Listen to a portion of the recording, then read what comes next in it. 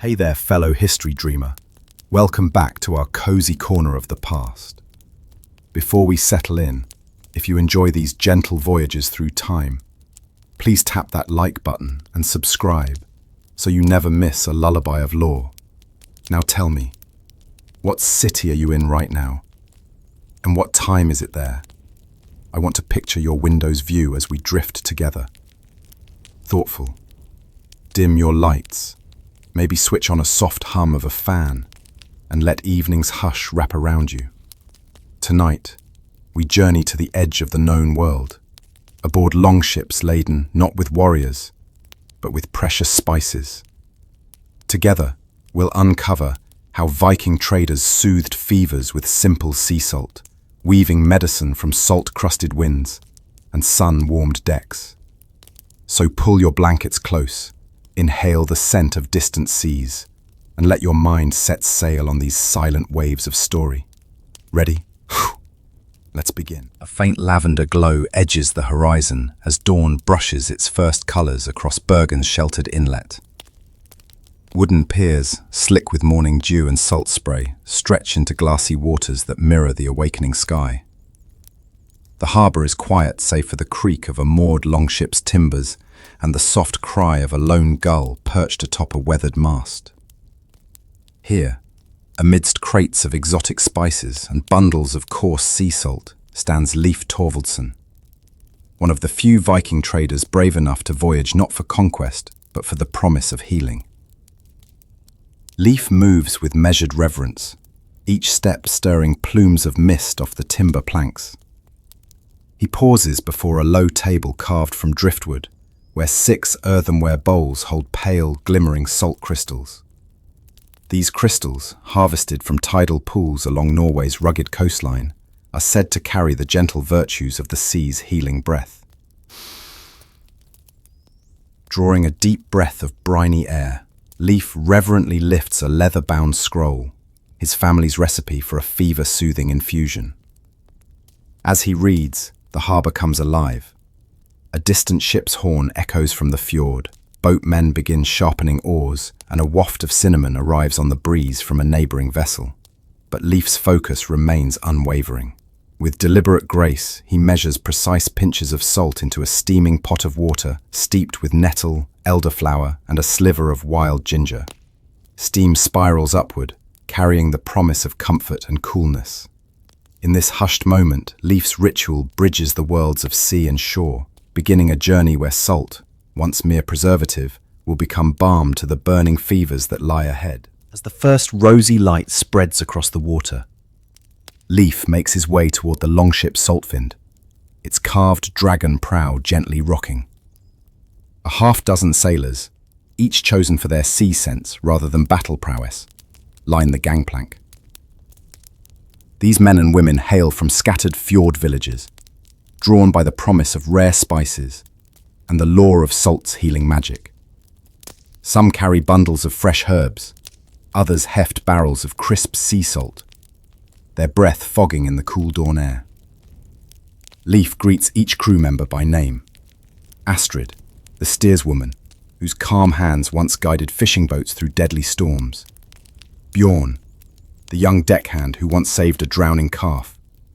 And Solveig, whose knowledge of wild mountain plants rivals that of any healer. As they board, Leif presents each with a small leather pouch of salt crystals, carved from a single salt pan and inscribed with the family rune for well-being. He explains, they will not merely season stew, but brew salinated compresses to ease fevers and extract impurities. A ripple of curiosity passes through the crew. Some exchange wry smiles, recalling childhood scrapes soothed by salted poultices. Above them, the harbour's wooden cranes creak as they load the final spice crates. A gull swoops low, drawing their gaze skyward, an omen, Leif muses, of a swift voyage. With final nods, the crew settles into their places, paddles in hand, sails furled. Each carries not a sword, but hope. A simple white crystal, that, in the coming weeks, will become their greatest ally against the unseen fires of fever. By mid-morning, the crew gathers on the ship's deck as Saltfin bobs gently on calm seas. Leif stands before a shallow wooden bowl brimming with freshly harvested sea salt. He clears his throat and a hush falls over the sailors.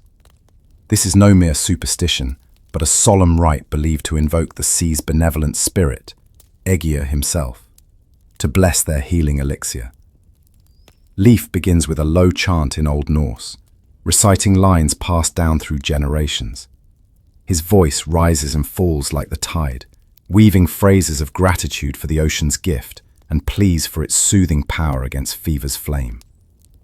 Each crew member holds a small flask of spring water infused with juniper berries. One by one, they pour a measure of water into the salt bowl. The crystals fizz softly, releasing a faint, briny mist that sparkles in the sunlight.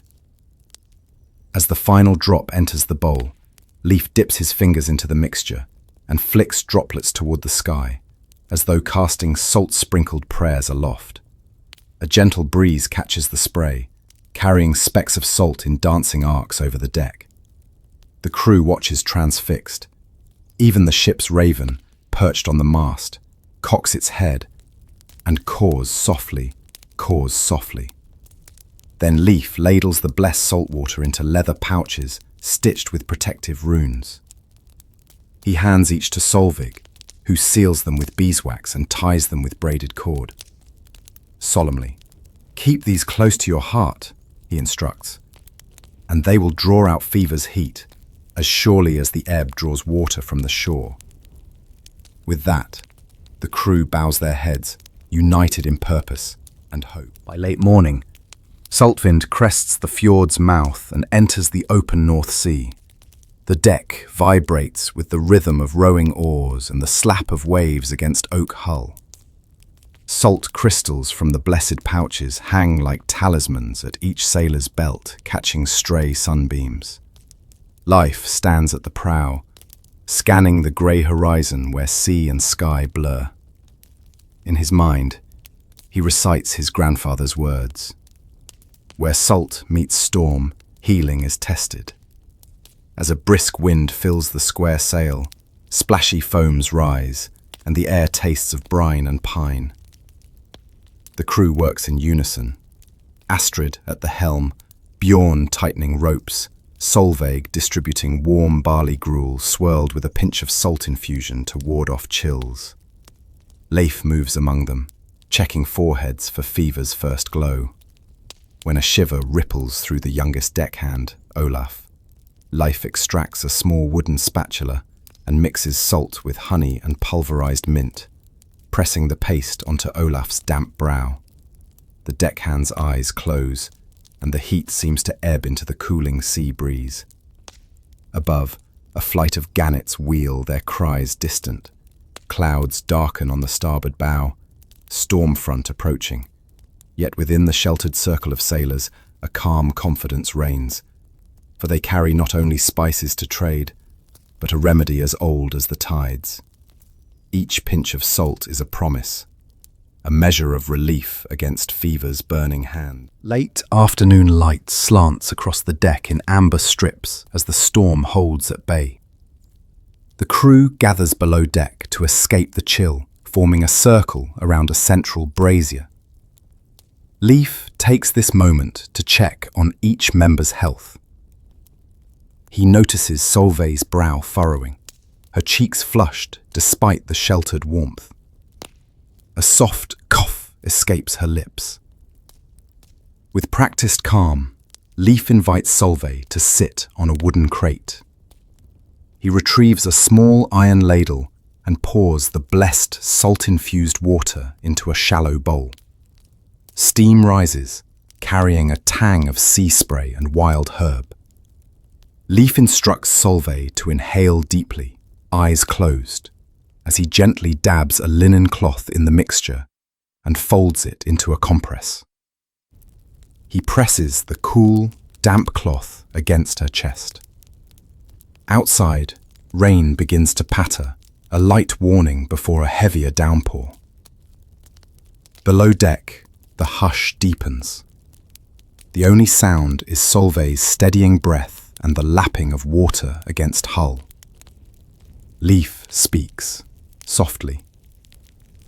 Let the salt draw out the fever's heat, trust the sea's embrace.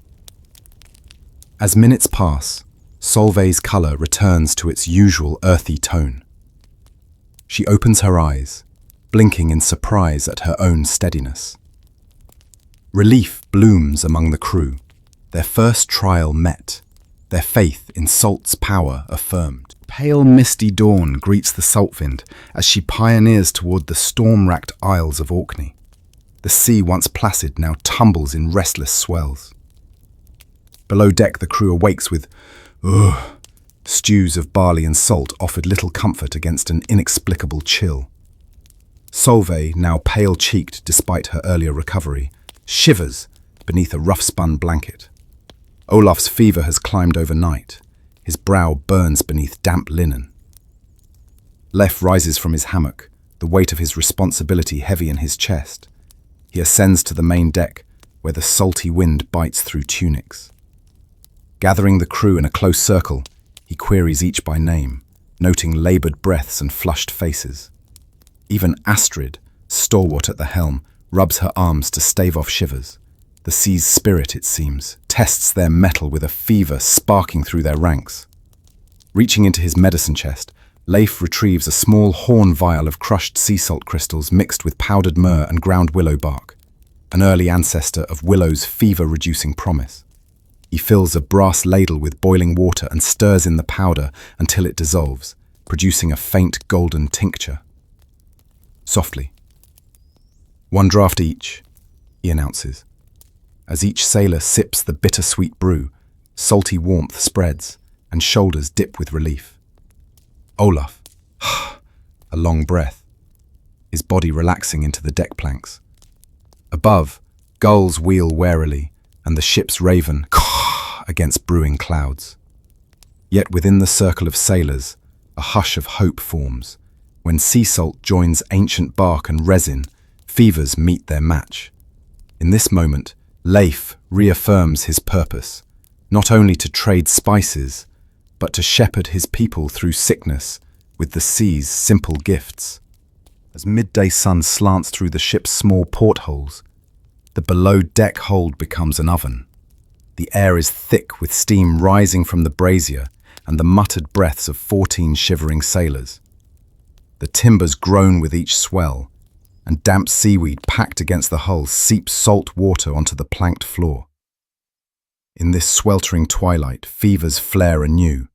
Olaf's cheeks burn brighter, and Solveig's cough deepens into a rasp. Even Astrid, normally unflappable at the helm, leans against a beam, brow slick with sweat. Leif descends the ladder, gripping a wooden box of remedies.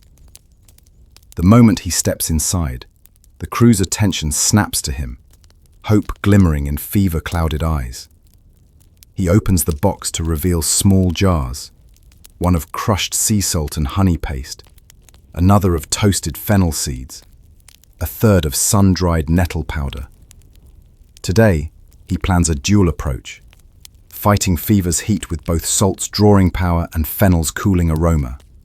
He mixes a spoonful of salt honey paste with warm spring water, stirring until it forms a smooth syrup.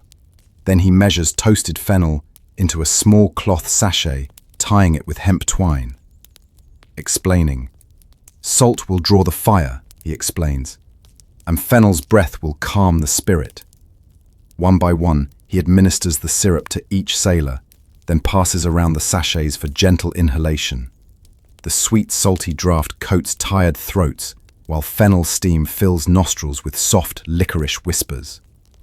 Within minutes, the crew's moans soften to sighs. Even the ship's raven, tethered by one talon to a post, perches as though curious. As Leif pauses to catch his breath, he feels the swell of camaraderie. Salt and spice, sea and soil, all uniting to tame the fever's flame. In this dim, steam-filled hold, the simplest gifts from land and sea renew their fragile strength. The storm breaks in full fury as Saltwind pitches and yawns on towering waves. Rain hammers the deck, turning every crevice into a sluice of cold seawater. Below, the hold's brazier has nearly extinguished, and the air clings heavy with damp. Feverish groans rise in the gloom. Olaf's shivers return and Solveig's cough rattles against splintered ribs. Leif knows that in such raw, storm-soaked conditions, fevers can flare fastest. He descends again, cloak dripping, boots squelching. From his medicine chest, he retrieves tin cylinders of dried seaweed, sea kale scorched on driftwood embers to concentrate its minerals. He crushes the charcoal black scrolls into fine powder, mixing them with salt honey syrup to form a cooling paste. The black-grey paste seems ominous against pale skin, but Leif's calm demeanor reassures the crew. He presses the mixture onto each fevered brow, tracing runic patterns meant to channel cold from the ocean depths into burning flesh. Meanwhile, he instructs Astrid to boil fresh seawater with sprigs of spruce tips and a handful of salt panned from Orkney's shores. The steam, sharp with resin and brine, rises in swirling eddies. He opens the hatch just enough for a gust of fragrant steam to billow below, encouraging deep, healing inhalations. Each inhalation carries the memory of ancient sea caves and pine-scented cliffs, distracting minds from pain. As thunder rumbles overhead, the hold's gloom lightens. Stirred by salt and spruce, bodies relax, and breath comes easier. Even the raven's tether jingles, as if startled awake. Outside, the storm rages, but below deck, a quiet current of relief flows through the circle of sailors.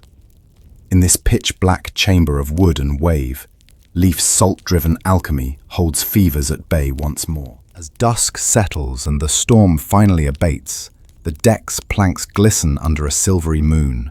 Leif signals the crew back below deck, where the air still holds residual dampness. Tonight's prescription will be stronger. A blend of sea salt and foraged Norse nightshade roots. An herb, prized for its mild sedative and antipyretic qualities. Though nightshade carries a whisper of danger, Leif's careful processing removes its sharper toxins, leaving only soothing compounds. He lights additional charcoal under the brazier and sets a small iron griddle atop it.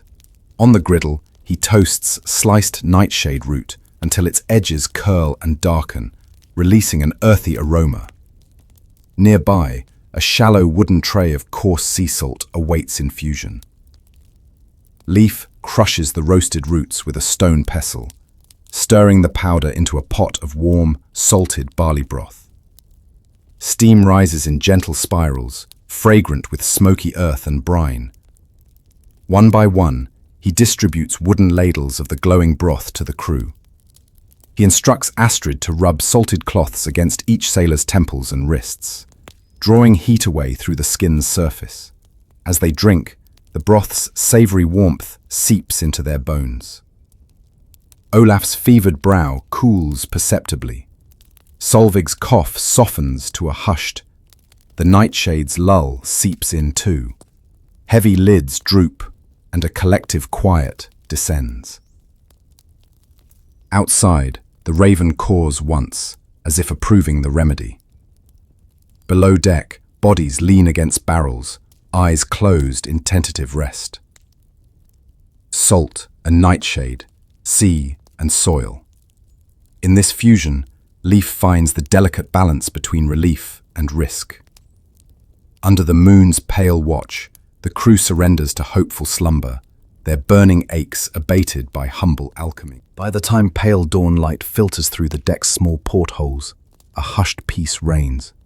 The storm-reddened seas now lie calm, their swells soft as lullabies. Leif ascends to the deck, where he finds Astrid gently rowing at first light. Beside her, Olaf stands, sturdy once more, brushing salt-slick hair from his brow. Solveig tends the sail's reef points, nodding in quiet greeting. Fevers have ebbed. Cheeks have returned to their healthy hue. Leif calls the crew together for a final check. Each stands upright, no longer huddled against fever's chill, but alert and warm in layered tunics.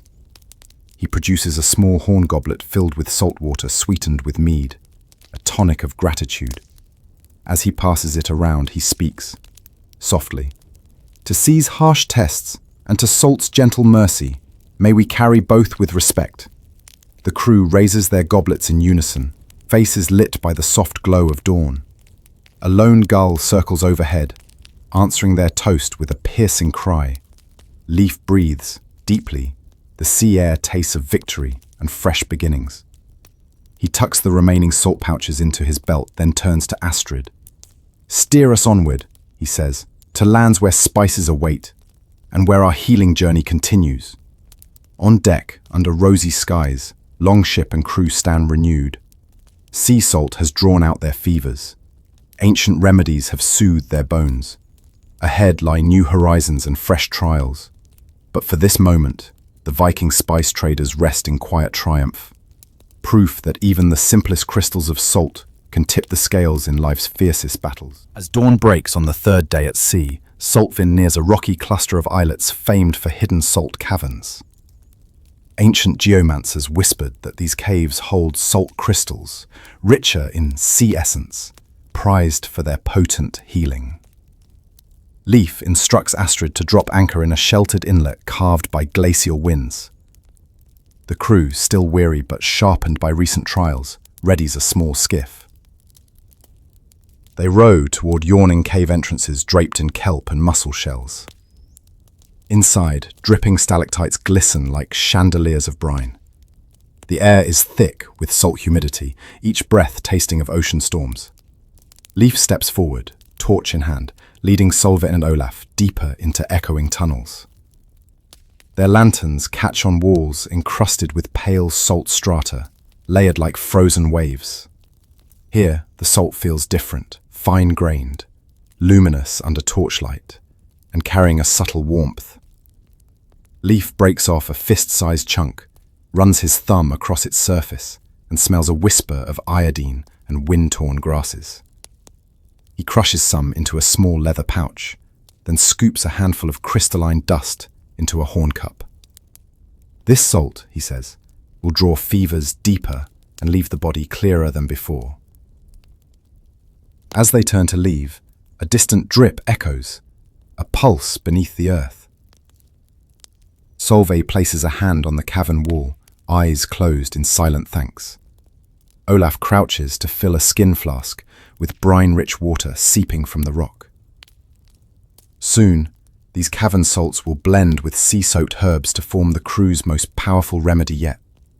One born not of open sea, but of the silent heart of the island itself. Back on Saltvin's deck, the newly harvested cavern salt waits in coarse heaps like pale gemstones. Leif builds a small fire atop iron grates, placing a bronze cauldron on flickering coals. He pours in sea salt crystals and pure spring water, stirring slowly while an old traders tune.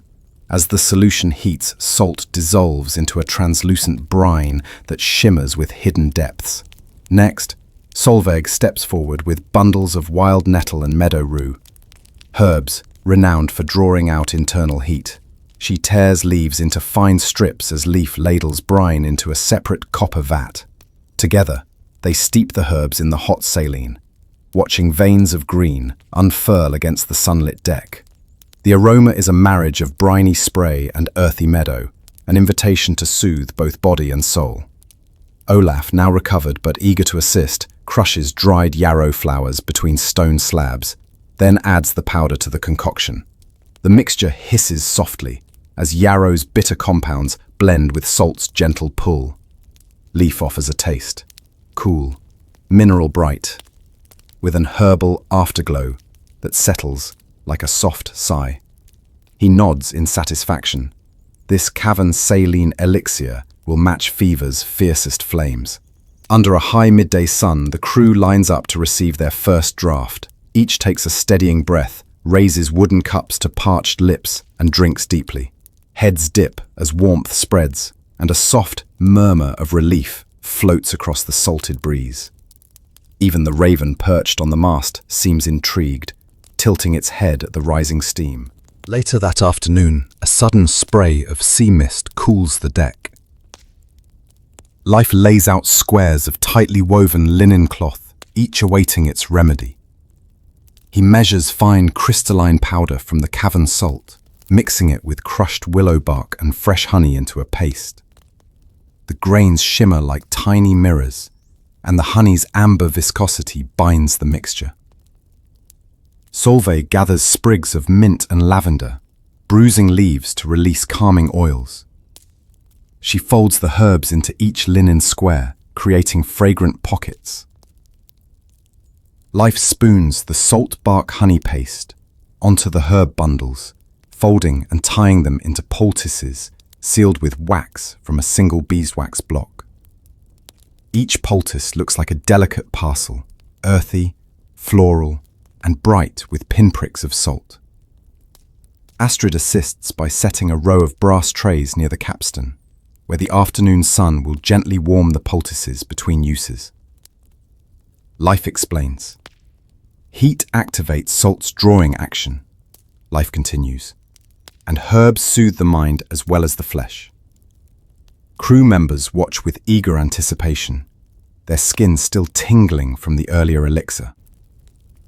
At Leif's signal, each sailor applies a poultice to the center of their forehead and the crook of their elbow.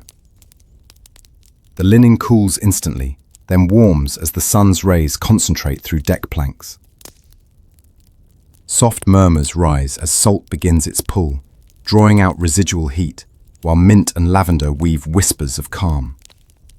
In this quiet ritual, seaborne crystals meet meadow scents, and the crew finds renewed comfort in the simplest alchemy. When dusk falls, the crew gathers on deck under a pale crescent moon. The sea is calm, and only the gentle creak of rigging disturbs the hush. Leif arranges the finished poultices in a spiral on a coarse wool blanket. Solveig lights pitch torches along the spiral's outer edge, casting flickering amber rings of light. This will be their moonlit healing circle, an evening ceremony to deepen salt's restorative touch. Leif retrieves a carved wooden horn containing cooled saline elixir. He pours a small stream into a shallow bowl, then dips a linen band and ties it around his own wrist. He motions for Astrid to pass bowls to each sailor. Each places a wrist-banded cloth soaked in elixir against the opposite temple, closing their eyes as they breathe in the sea-laced steam. Soft chants rise, low rhythmic refrains, in honor of Aegir and Ran, deities of sea and salt. The torchlight dances over each face, revealing serene expressions as fever's last embers cool. Olaf hums a quiet melody learned from his grandmother. Solveig's lips move in silent prayer. The longship itself seems to lean in, cradling its people in a motherly embrace of hull and mast. As the ceremony ends, Leif invites the crew to share moments of gratitude. Each voice is a brief, thankful for salt's humble virtue, for herb's quiet comfort, and for each other's steadfast hands. The moon arcs higher, white and watchful. In that still circle of light and salt, the traders find not only relief, but a kinship woven from brine and breeze. Before the first glimmer of sunrise, Leif rouses the crew for one final salination ritual. The sea is glassy, reflecting pale gold from an emerging sun. Crew members, rejuvenated and china white, line the gunwale with empty wooden buckets. Leif carries a heavy amphora brimming with cavern salt brine infused with lavender oil, a tincture meant to fortify both body and spirit for the day's voyage. He pours liberally into each bucket and passes them along the line. Astrid dips handfuls of coarse salt from the cavern stockpile, scattering crystals into the brine. Let these crystals remind you of the earth's hidden depths and of strength drawn from within.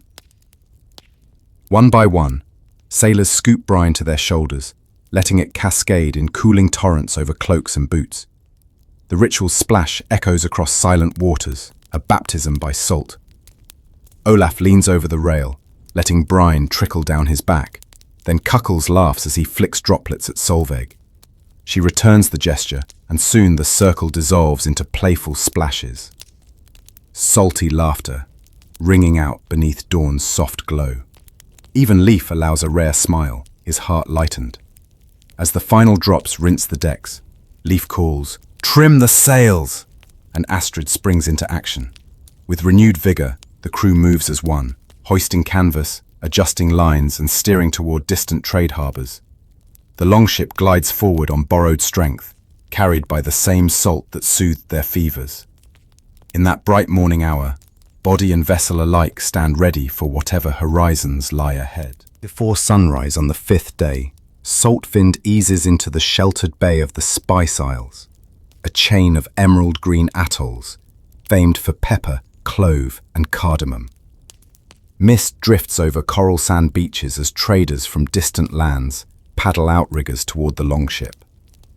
Their dark skin glows under woven palm leaf hats, and they bear baskets brimming with exotic spices, black pepper berries, glossy green cardamom pods, and fragrant clove clusters. Leif stands at the rail, pouches of cavern salt hanging at his belt. He exchanges bow-like nods with the Isle chieftain, whose eyes gleam at the sight of sea salt's pale crystals. In trade, Leif offers salt in exchange for spices that will deepen the potency of their fever-soothing remedies. As slender outriggers brush the ship's side, Solveig steps forward, her linen shift bright against the coral sands. She presents the chieftain with a signed rune tablet, promising future goodwill and shared knowledge of healing arts. The island traders smile and gesture toward their bounty. Bjorn and Olaf help unload woven baskets, breathing in heady clouds of clove and cardamom. Leif watches the soft sunrise light reveal the island's hidden wealth: crimson hibiscus flowers, cinnamon bark spirals, and towers of white coral salt left by receding tides. Here, salt meets spice in its most vibrant form.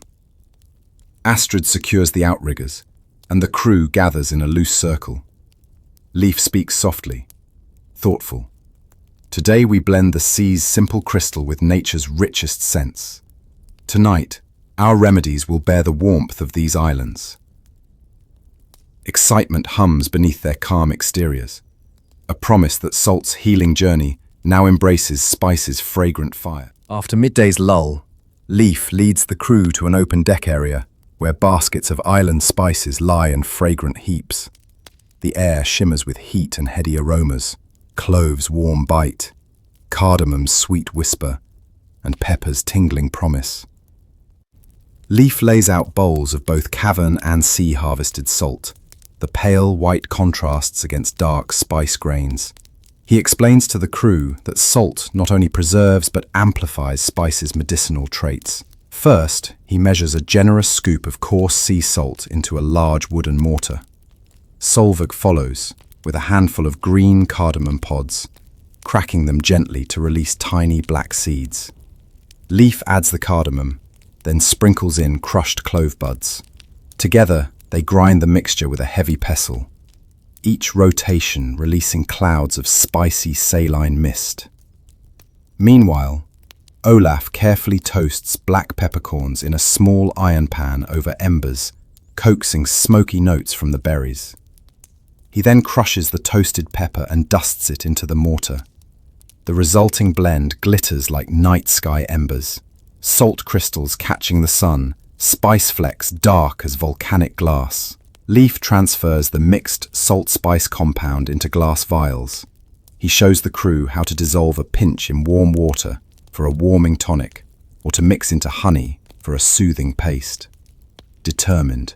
This, he declares proudly, is our island salt blend, a remedy to banish chills, quell coughs, and steady restless limbs. Crew members taste a tiny dab on their tongues, a sharp explosion of brine and fire that leaves a comforting warmth in its wake. As the sun dips toward the horizon, the crew packs the vials into leather cases. With this potent blend, they carry the essence of far-flung isles and ancient seas, proof that in the hands of healers, salt and spice become one. As the tropical dusk cools into night, the crew assembles on deck around a low iron brazier. Leif pours fresh spring water into a copper kettle, then adds a generous handful of the day's toasted black peppercorns mixed with cavern salt. The kettle hisses as he sets it over glowing coals. Soon, A fragrant steam curls upward, sharp, spicy and bracing. Leif motions for the crew to form a semicircle. He lifts the kettle lid, and a warm plume drifts toward their faces. "Ash! Pepper awakens the lungs," he explains, voice soft but firm. Salt clears the passage. Together, they banish congestion that fevers leave behind. One by one, each sailor leans forward, inhaling deeply. The steam's bite brings coughs at first, then gentle relief as breath eases.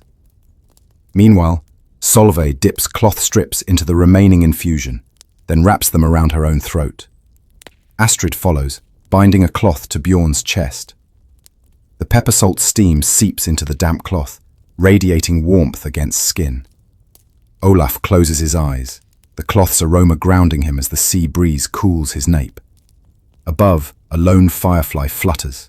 Below, the kettle's hiss mingles with low waves against the hull. Under moonlight, each face is calm, features softened by healing mist. Leif watches with quiet pride. A simple steam coaxed from pepper, spiced by salt, can clear the darkest night's chill from fevered lungs. As twilight drapes the spice isles in soft purple hues, Leif summons the crew for a ceremonial tasting of the new salt-spice blend infused into their evening mead. Gathered on deck around a low timber table, they watch as Leif pours honey-brown mead into carved wooden cups, then sprinkles a measured pinch of the island salt-spice mix atop each surface. The crystals sink with a gentle clang, sending ripples of brine and clove perfume across the drink. Leif raises his cup and speaks in a cups. "To the meeting of sea and shore, may this mead warm our hearts and strengthen our bodies." Astrid echoes the toast, and each crew member drinks slowly. The mead's sweetness first envelops the tongue, then the spice-salt crescendo arrives, a brisk dance of pepper, clove and salt that warms chest and belly alike. Between sips, Solveig breaks off candied ginger root and offers it around, the ginger zing smoothing the mead's edges. Olaf closes his eyes, savouring the layered flavours, while Bjorn's brights his face. Lanterns strung along the rigging glow like fireflies, and the seas against hull underscores their unity. By ceremony's end, bodies feel both soothed and enlivened, salt's healing draw balanced by spice's invigorating fire. Leif gathers the empty cups, his heart full. In this fleeting moment, they have woven together distant lands, ancient salts, and tropical aromas into one glass of hope. At first light, the next morning, Saltwind creaks free of coral sands, laden with newly acquired spices and vials of salt spice remedies. The island chieftain and his traders line the beach, offering hearty farewells, woven garlands of jasmine and hibiscus for each sailor. Leif exchanges final bows, pressing a small leather pouch of cavern salt into the chieftain's hands as a token of enduring friendship. On deck, Solveig secures baskets of cardamom, clove, and hibiscus petals beneath tarpaulins. Olaf and Bjorn stow rows of glass vials filled with salt spice blends in a carved chest. Astrid stands at the helm, studying wind patterns on the horizon. Leif surveys the island's silhouette, palm fronds swaying, smoke drifting from distant hearths. Before setting sail, Leif gathers the crew for a final ritual. He sprinkles fine sea salt along the gunwale, spoken words carried off by the breeze. "May salt guide our course and preserve our strength." Each sailor steps forward, dipping a finger into the trail and then wiping it across their brow, a silent vow to carry salt's healing wherever they roam. As the oars dip into sapphire waters, the spice isles recede into mist. A soft breeze carries lingering scents of clove and jasmine. Below deck, the crew arranges their caches of salt spice mead, tinctures and poultices. In that moment of departure, each feels the rare alchemy they've forged. Sea salt transformed by island fire, ready to heal far beyond these shores. A week out from the Spice Isles, Saltwind slashes through churning waves as an Atlantic storm gathers strength. Heavy grey clouds blot the sky, and winds whip salty spray across the deck. Inside the hold, Leif senses an opportunity. Storm-charged air can concentrate salt's potency when distilled. He summons Solveig and Olaf to ready distillation gear, copper coils, an iron alembic, and ceramic flasks. Above deck, Astrid wrestles the helm, her cloak flapping like raven's wings. Below, lanterns cast wavering light on the packed herbs and cavern salt. Leif places coarse salt into the alembic's boiler, adds fresh seawater, and lights a small charcoal fire beneath. As steam begins to rise, he adjusts the copper coil's angle, so distilled brine will trickle into waiting flasks. Each drop crystallizes with an intensity born of storm's energy. The alembic hisses as brine vapor condenses, and Leif collects the first glimmering droplets. Storm salt distillate, he calls it. It glows faintly pale blue in the lamp's glow. Solveig measures its salinity, marveling at its thickness and mineral depth. Olaf records details in his rune-etched logbook, time, temperature, and brewing notes. Outside, thunder rumbles like Ager's hammer. Within minutes, several flasks brim with the concentrated elixir. Leif smiles. This potent distillate will heighten their fever remedies tenfold. Even in the storm's roar, the alchemy of salt and steam offers calm, and proof that the fiercest elements can forge the strongest medicine. With the storm's roar echoing through the hull, Leif prepares a storm tonic to bolster the crew's resilience. He clears the deck and sets a stout oak barrel beneath a coiled copper condenser whisking salty steam from the alembic. Above, rain lances the sky. Below, lanterns glow like beacons in the gloom. Leif ladles distilled storm salt distillate into a cauldron of hot water, stirring in crushed juniper berries and a handful of dried thyme, herbs prized for easing chills and fortifying the spirit. The mixture hisses, sending wisps of aromatic steam into the dank hold. As the tonic thickens, he tastes a spoonful, bracingly mineral with herbaceous warmth that lodges deep in the chest. He pours the tonic into horn cups, passing them around as thunder rattles the deck. Each sailor clutches his cup against the cold wood, sipping steadily. The storm-charged salt glides down their throats, its potency sharpened by the tempest's fury. Within moments, shivers recede and muscles relax, as if the storm itself is lending strength. Above deck, a sudden flash of lightning reveals Astrid straining at the helm, her cloak plastered to her shoulders. Below, Solveig massages Leif's shoulders in thanks, her whispered prayer carried off by wind and rain.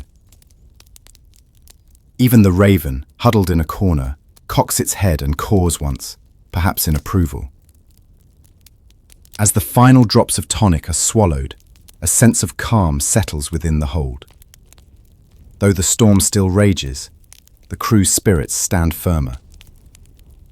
In this swirling maelstrom, salt distilled by storm and heated with healing herbs has become a lifeline, binding them together against the sea's wild heart. As the storm's thunder fades into distant rumble, Leif turns to a subtler remedy, salt smoke inhalation. He clears one corner of the hold, laying fresh birch bark and handfuls of cavern salt atop a shallow iron pan. With a flint spark, he ignites the bark, thin curls of smoke rising quickly. The salt crackles and sputters, releasing mineral-rich fumes that swirl in the low ceiling. Leif instructs the crew to kneel around the pan, shields of carved wooden boards held overhead to capture the smoke. "Breathe deep," he murmurs. The first inhalations sting, a bracing rush of salty vapor and smoky wood. But then lungs unfurl, clearing the last vestiges of damp and fever. Solveig closes her eyes, inhaling in measured breaths. Olaf's shoulders relax as the smoke's warmth settles in. Astrid, ever vigilant, allows herself a slow exhale, sympathy, for the hold's once tight chests. While the crew inhales, Leif adjusts the pan, sprinkling more salt crystals onto embers to maintain steady smoke. He watches faces soften in that dim chamber. Salt-laden mist knitting raw air passages back to health. The raven, perched on a low beam, cocks its head, nostrils flaring as if to sample the aromatic plume. After several minutes, the smoke subsides, Life opens a hatch to let fresh sea breeze rush in, sweeping away any lingering haze. The hold feels lighter, air clear, bodies calmer. Salt smoke inhalation, born of storm and cavern, has cleansed deep channels, preparing each sailor for the voyage's final leg. With the storm now a distant roar, Leif prepares a final, potent poultice, using storm-distilled salt and hearty seaweed. He lays thick linen squares on a rough wooden plank, then spreads a paste of storm salt distillate, mixed with crushed seaweed and warmed mead. The paste glistens dark green, flecked with white mineral crystals. Solveig picks up each square, pressing the paste firmly into fibers so it won't slip. She then folds and ties each into neat packets, explaining. Seaweed seals moisture, salt draws heat, Leif explains. Thoughtful, together they pull fevers to the surface and foster healing beneath. Outside, daylight slants through deck hatches, illuminating steam rising from the warmed poultices.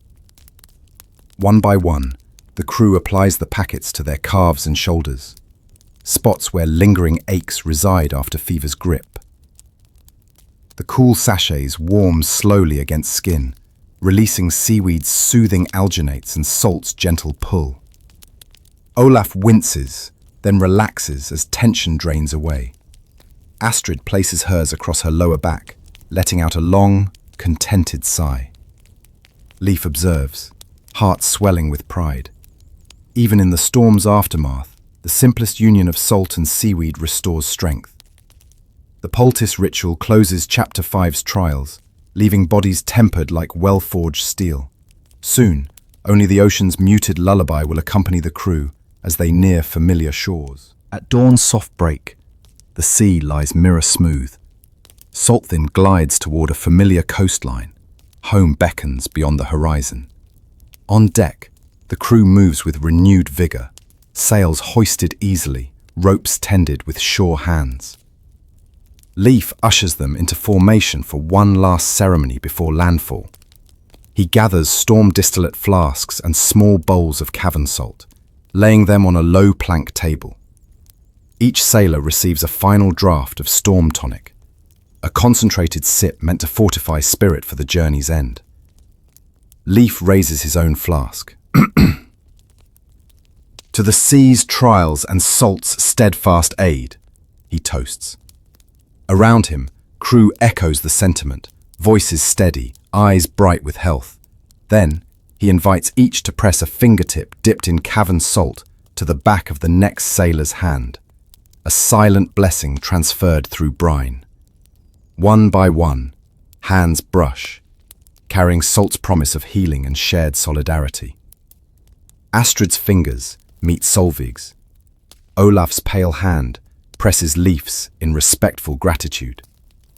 In that circle, salt becomes more than medicine. It is the bond that carried them through storm and fever alike. As land's dark outline emerges on the horizon, the crew lowers their flasks and readies for disembarkation. Leif surveys faces lined with sea wind smiles. The longship has borne them through trial's heart, and salt's humble crystals have carried their hopes home. In the calm after tempest, they stand ready to share their hard-won remedies, and the story of how Viking spice traders soothed fevers with sea salt upon distant shores. At first light, Saltvin slips into Dublin's bustling harbour, framed by timbered warehouses and stone quays thronged with traders. The air is cool, tinged with smoke from peat-fired kilns, and the tang of salt on the breeze. Leif ties the longship's gangplank and descends into a swirl of activity. Irish merchants in wool cloaks barter for salt, Florence glass beads and exotic teas, while local healers in hooded cloaks examine Leif's famed salt spice vials with keen interest. Leif greets Kieran the keymaster, a broad-shouldered man whose sharp blue eyes miss nothing.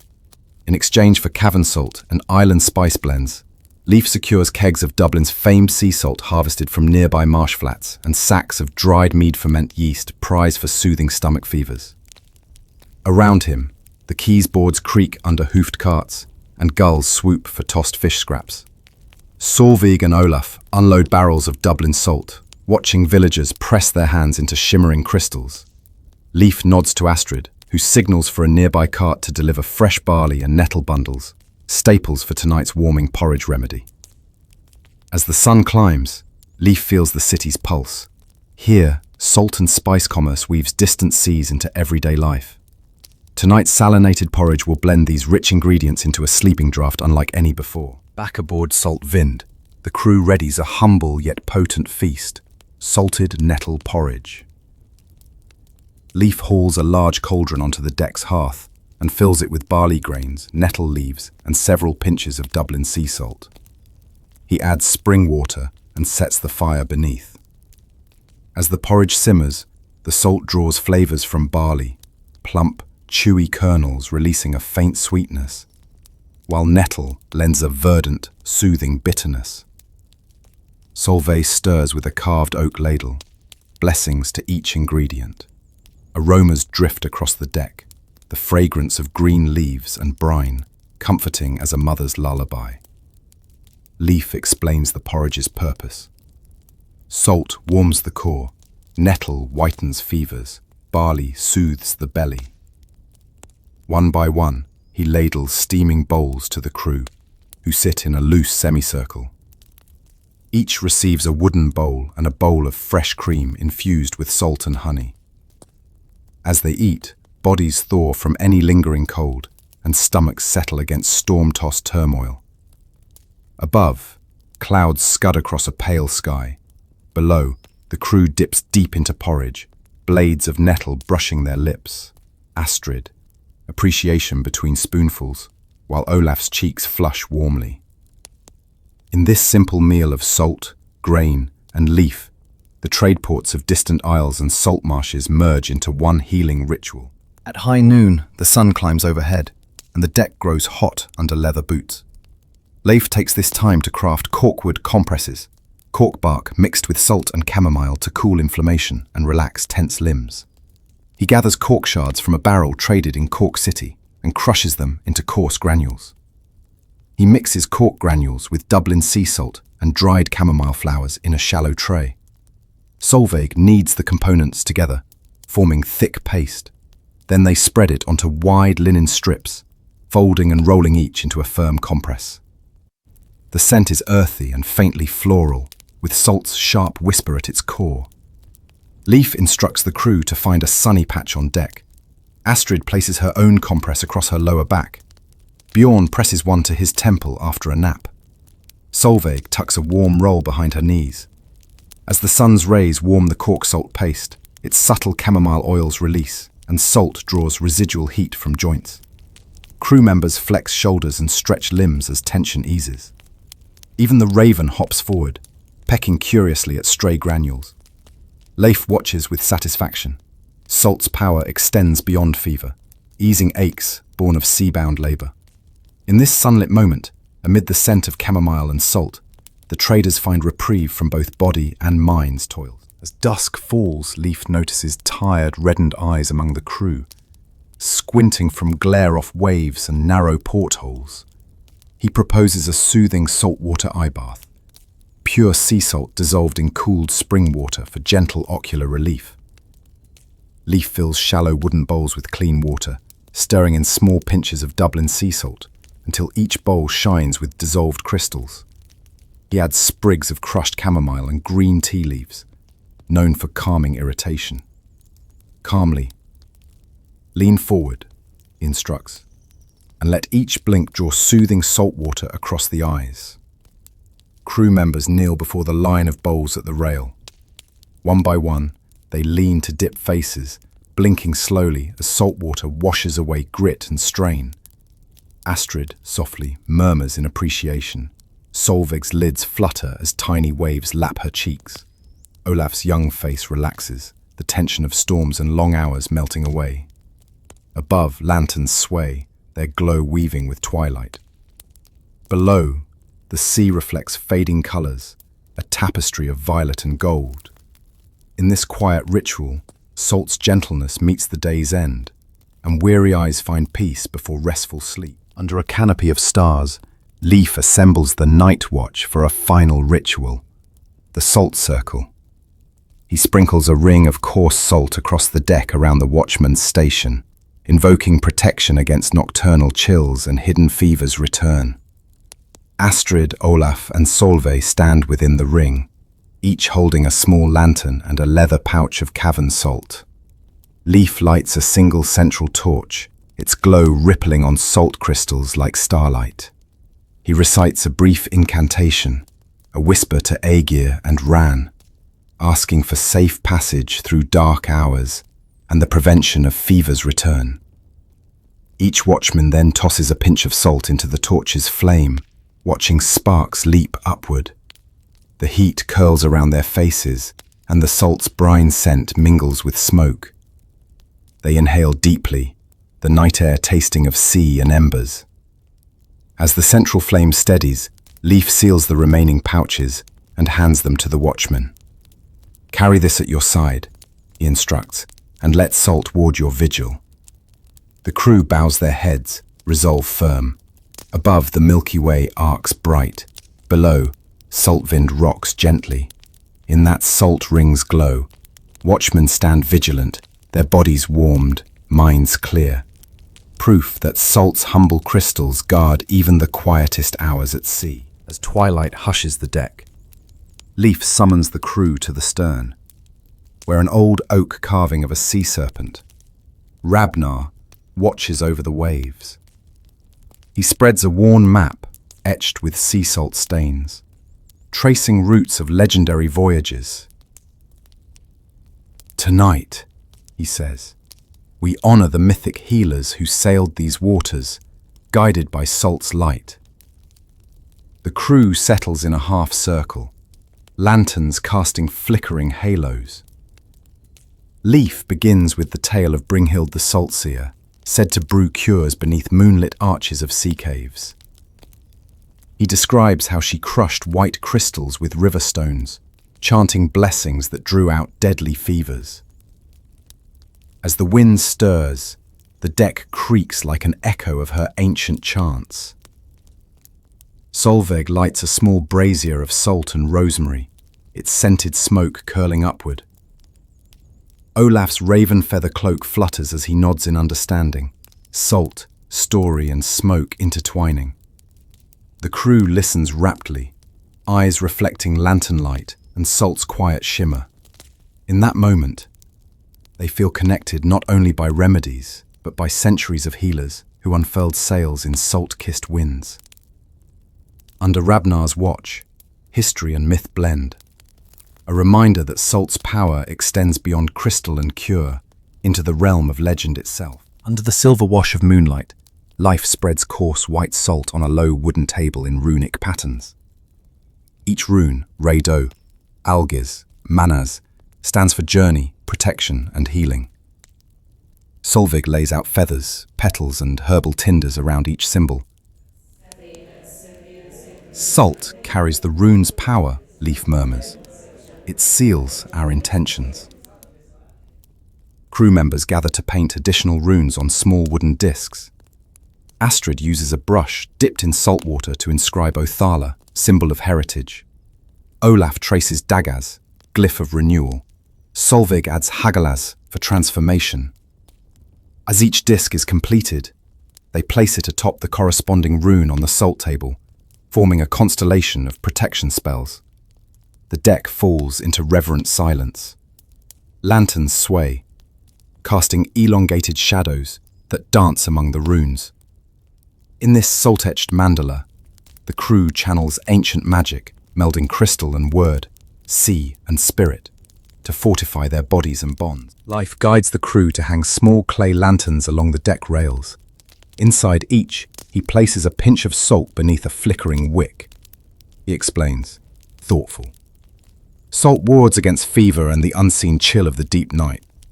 Solveig lights the first, and its glow turns soft pink, salt crystals refracting the flame. One by one, they light the lanterns, each casting a rosy halo that mingles with moonlight. The deck transforms into a cathedral of salt flame pillars. Astrid runs a hand along the rail, feeling warmth seep through her leather glove. Olaf steadies his lantern, watching crystals at its base glow. The raven, freed from its perch, hops among the lanterns, curious at their gentle light. Under salt flames' embrace, the crew stands guard in quiet unity, each light a consecrated beacon, a ward against illness and cold.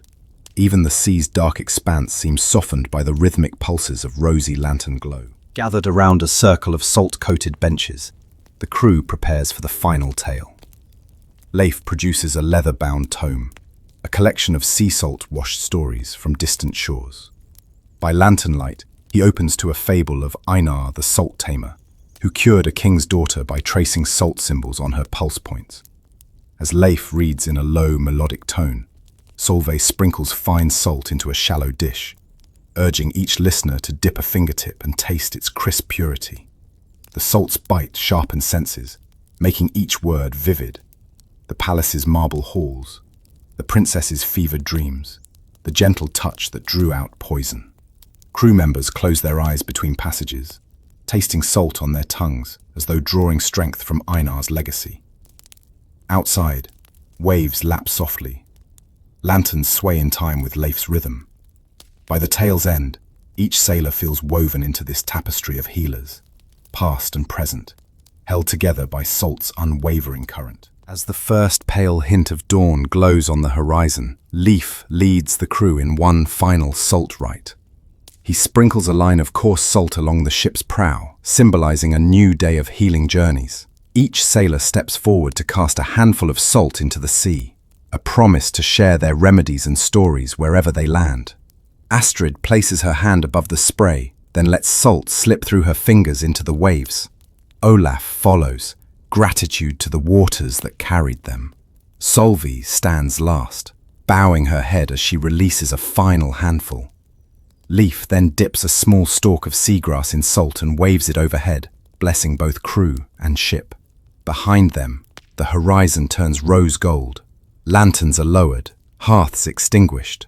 The longship glides into morning mist, leaving a trail of salt-touched wake.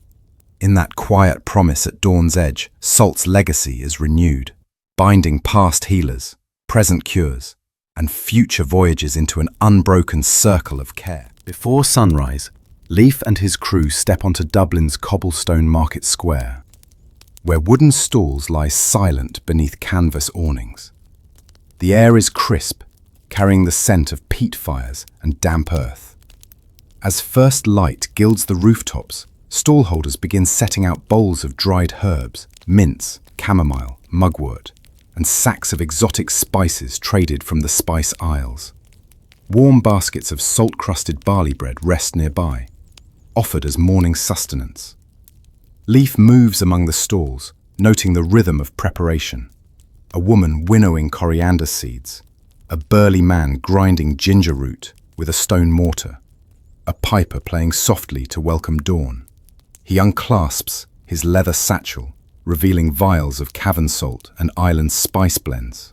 With a nod to Solveig, they prepare to engage the market, a rhythmic dance of trade that will enrich their remedies with new local herbs and salt-warmed oils.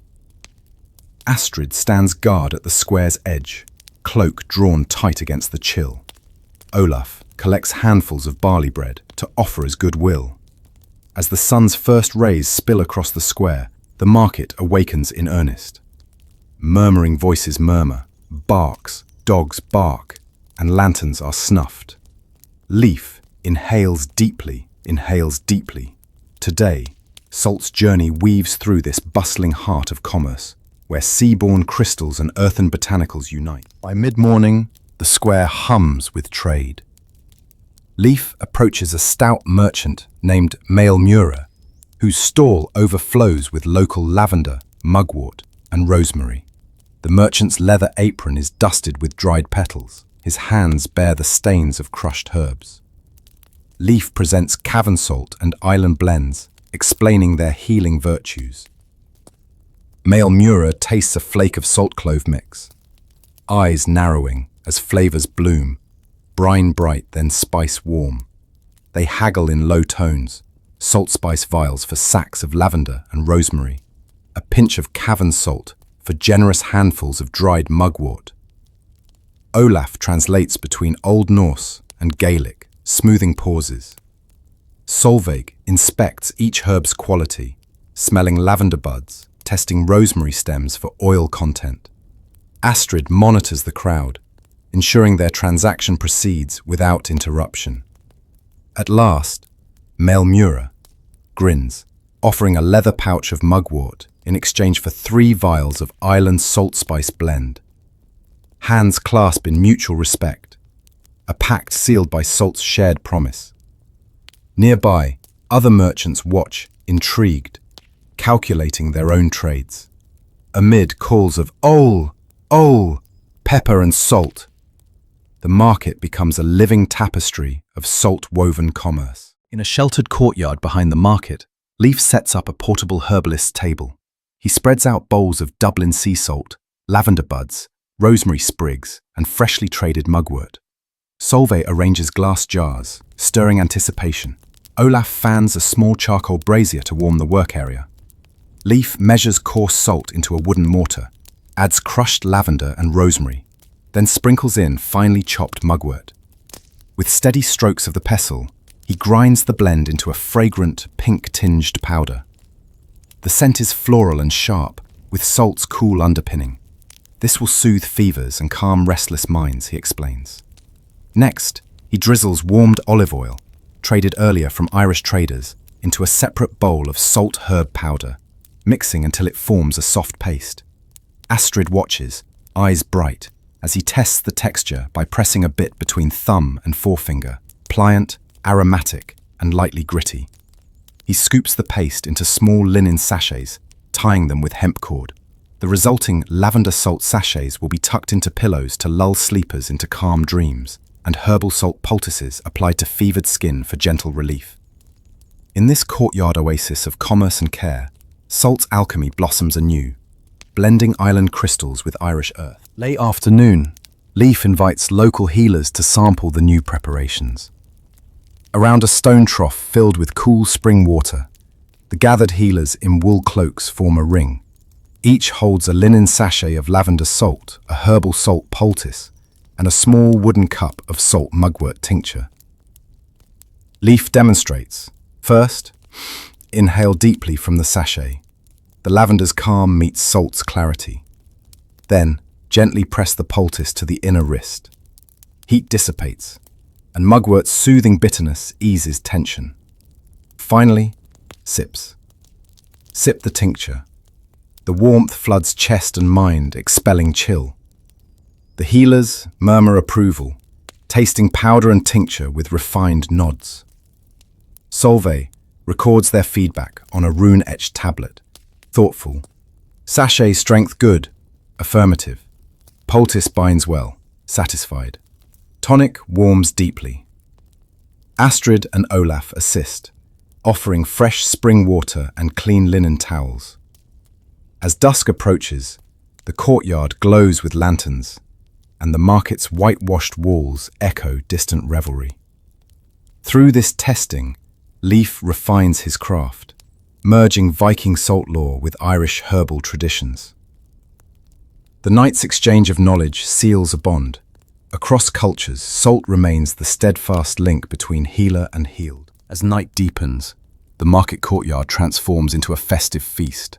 Long wooden tables groan under platters of salt-crusted barley bread, honey-glazed venison, salted fish, and bowls of spiced porridge.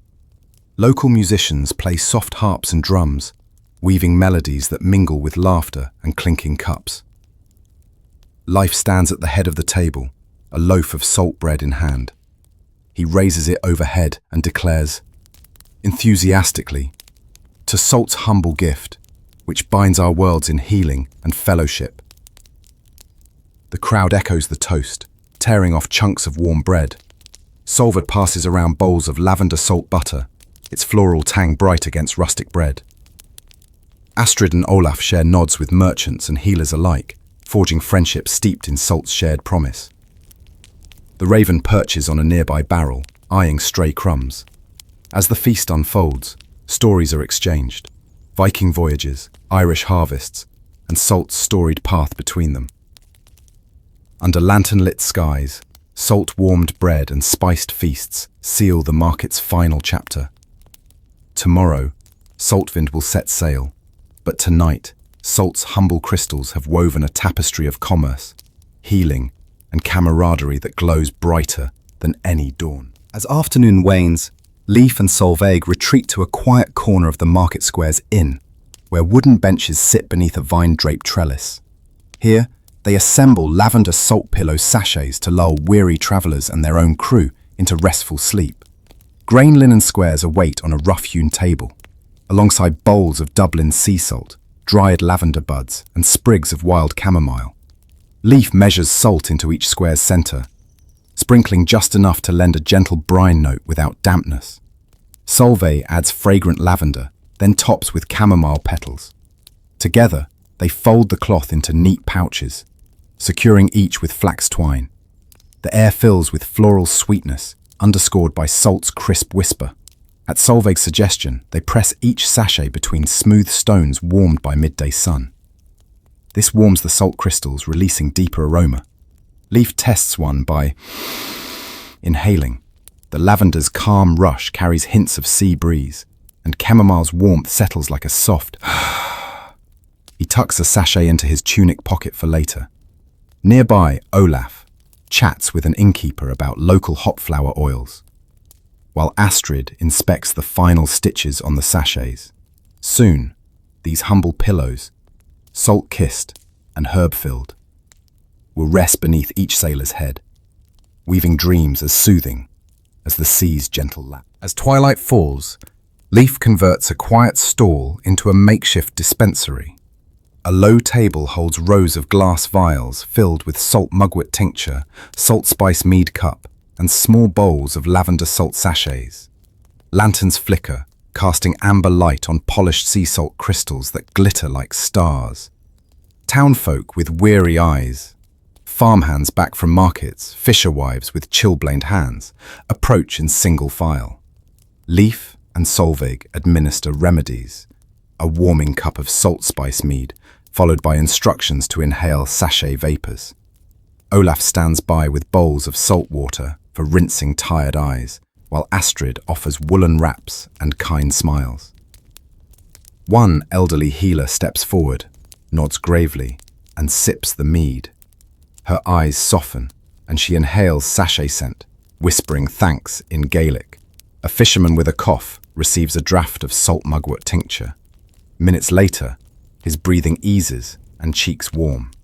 Each visitor departs with a grain linen bag of sailing powder and a hopeful smile. As the dispensary winds down, Leif counts remaining vials. The night's trade has enriched both local health and their own salt stocks.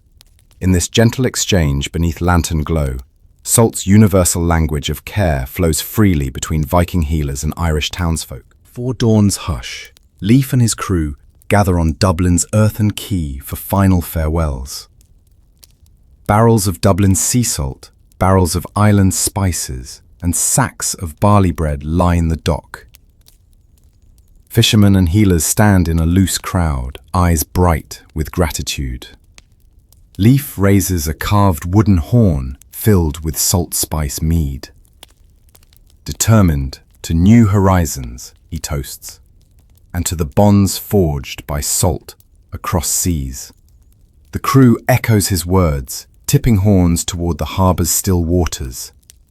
They then distribute small grain linen pouches of Dublin salt to each dock worker, a token of thanks and a promise of future kinship. Astrid secures the rigging as the longship noses into deeper water. Olaf packs the final lavender salt sachets into his satchel, while Solveig gathers healing vials and bows to the crowd. The local healer Kiaran steps forward, pressing a hand to Leif's forearm in farewell, then tossing a handful of fleur de sel into the water, an Irish blessing for safe passage. With sails unfurled, Saltwind glides away as the quay shrinks into grey dawn. The crew stands at the rail, each clutching a pouch of Dublin salt at their heart. In that silent moment, the legacy of salt's healing has woven two worlds together, Irish quay and Viking ship, carrying them onward to lands unknown. 3 days after leaving Dublin's quay, a fragile calm settles over Saltwind. But at midday, Solve, always steady and vigilant, stumbles on deck, cheeks flushed and breath coming in ragged gasps. Word spreads quickly. A fresh fever has gripped the ship's healer. The crew's confidence wavers as they recall Solveig's earlier collapse. Life finds her leaning against the capstan, eyes glassy.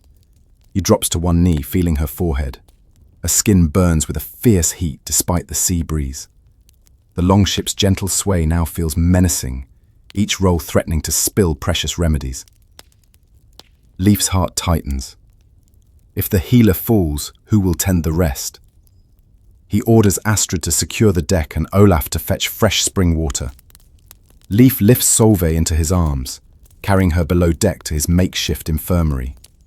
The lantern's glow reveals jars of salt spice vials and half-used poultices. He lays her on a barrel of barley, tucking a woolen cloak around her shoulders. Outside, gulls cry overhead, an urgent herald of crisis. The crew looks on in worried silence as Leif consults his rune-etched logbook, searching fever patterns and past remedies. His calm exterior masks a storm of doubt. Can Salt's humble power alone save his closest companion? Below deck, the confined space amplifies Solveig's.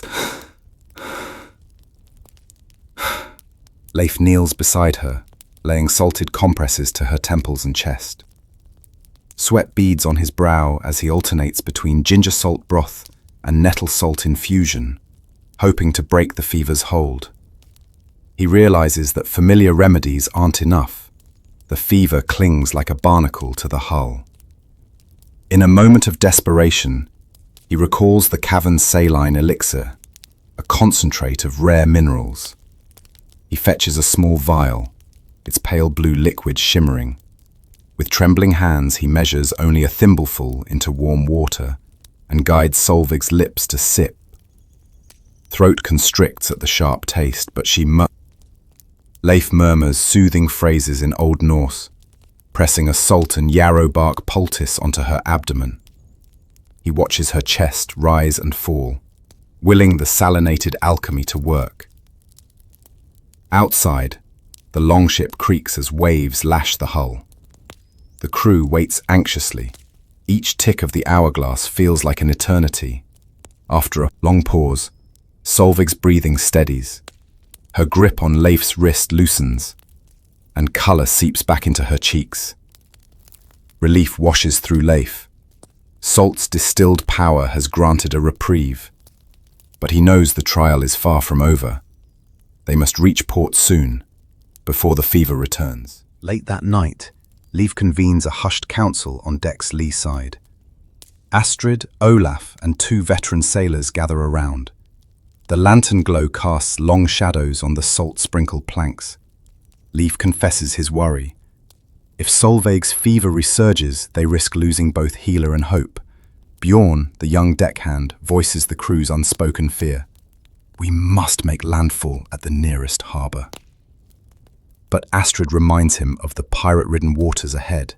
A perilous detour could cost more lives. Olaf adds trembling counsel. Perhaps we ask Dublin's healers to sail after us? The suggestion meets murmurs. Travellers from Ireland would be slow to respond. Leif listens, weighing each voice. Then he produces the rune-etched logbook, pointing to patterns of previous fevers, cured by layered salt treatments. I believe we can steady Solveig with a night of salt steam inhalations and saline poultices, he says firmly. We have one night before dawn. We must use every drop of salt's power. The crew nods, rallying around Leif's resolve. Astrid secures extra blankets. Olaf fetches lantern oil. The deck is prepared for a vigil of healing.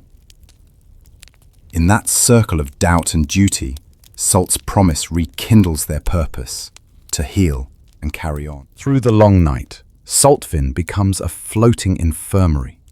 Leif orchestrates a sequence of treatments, salt steam inhalations, cavern saline elixirs, layered poultices of salt and herb. Each hour he climbs to the deck hatch, dips cloths into steaming kettles of salt infusion, and descends to administer them by lantern light.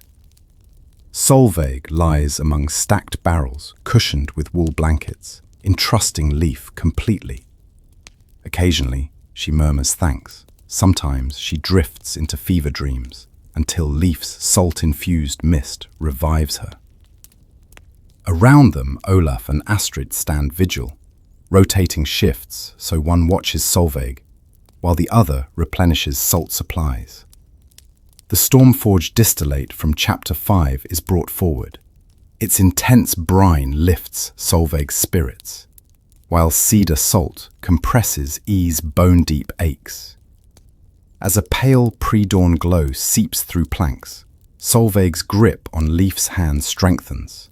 Her pulse slows, and a clear light returns to her eyes. Leif allows himself a relief, but remains vigilant until the first cocks crow. In that all-night dance of salt and care, the ship's healer finds herself healed, and the traders learn the true weight of their calling. As the first pale shafts of dawn break through deck hatches, Solva stirs. Leif, seated at her side, offers a small bowl of salt honey porridge. She sips, colour blooming in her cheeks. Around her, the crew, haggard yet hopeful, watches with bated breath. Outside, Astrid stands at the helm, guiding Saltvin toward a distant cove. Olaf arranges remaining remedies on a low-plank table. Vials of tincture, jars of salt spice mix and fresh poultices. The salt-spattered deck glows in morning light like a field of tiny crystals. Leif helps Solva to her feet. Each step is steadier than the last, and she smiles, a quiet, triumphant curve of relief. He drapes a saltcloth shawl across her shoulders, its fibres infused with lavender salt from Dublin. She inhales the floral brine scent and nods. A sudden cheer rises from the crew. Their healer lives. Salt's promise fulfilled once more. Leif raises a small flint horn, pouring a few drops of cavern saline elixir into Solva's palm. To Salt's steadfast power, he toasts. The crew clinks horns, and even the ship's raven caws in approval. On deck, bathed in new light, the trader and his healer stand united.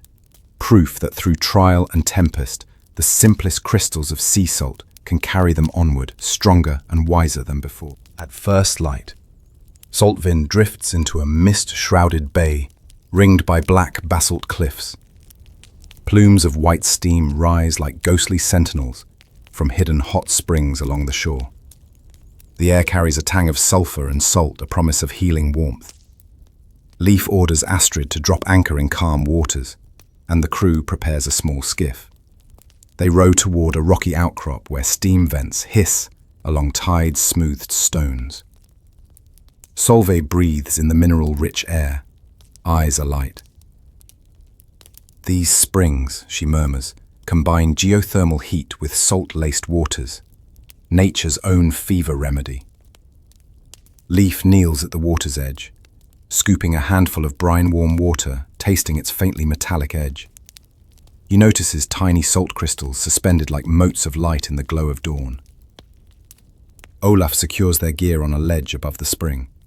He unpacks iron pots and leather flasks, while Astrid stands guard in her wool cloak, sword sheathed gleaming at her hip.